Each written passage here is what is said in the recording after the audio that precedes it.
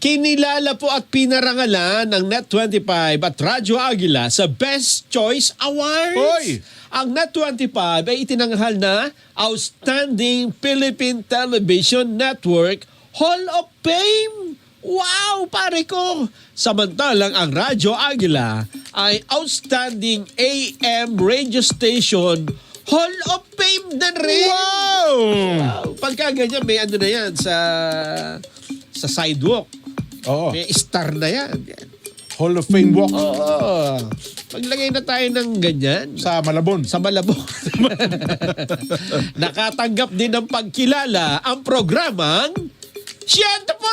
Wow! Ha? Totoo ba yan? You know, Iyan naman ay para sa Excellence in TV Radio, Morning News and Public Affairs Program.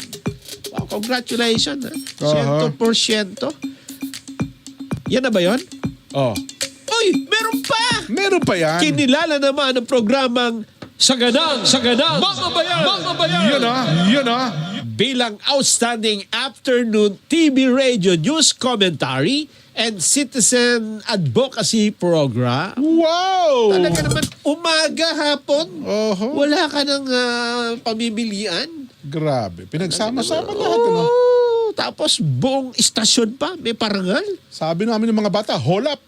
Wow. Kumbaga lahat ng award, natangay mo. Yun ba yun? Yes. So, Wow. Talaga iba naman yung oh. call up.